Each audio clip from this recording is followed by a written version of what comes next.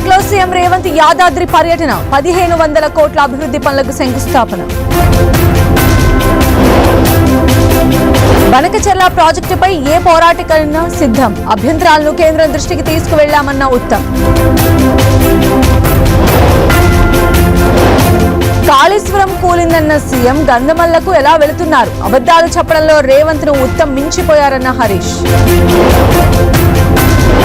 Kaleshwaram commission report ను రేవంత్ బయట పెట్టాలి, ఎంత నష్టం జరిగిందో బాధ్యులెవరో చెప్పాలన్న ఈటెల. పోలీస్ కస్టడీకి మాజీ మంత్రి కాకాణి అక్రమ మైనింగ్ కేసులో విచారణ.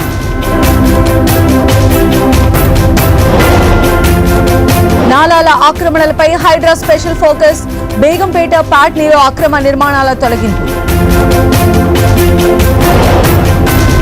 రంగారెడ్డి రాజేంద్రనగర్ లో డబుల్ మర్డర్, దంపతులను హత్య చేసి నగలు అపహరణ.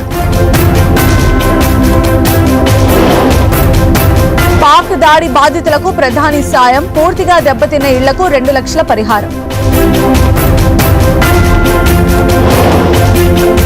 చీనా రైల్వే వంతెన జాతికి అంకితం చేసిన ప్రధాని, జమ్మూ కాశ్మీర్లో 46,000 కోట్ల అభివృద్ధి పనులకు శ్రీకారం. కోర్టును ఆశ్రయించిన కర్ణాటక క్రికెట్ సంఘం, తొక్కిసలాట ఘటనలో ఎఫ్ఐఆర్ నమోదుపై సవాల్. ఒకే షిఫ్ట్ లో నీట్ పీజీ ప్రవేశ పరీక్ష ఆగస్టు 3న నిర్వహించేందుకు సుప్రీంకోర్టు అనుమతి.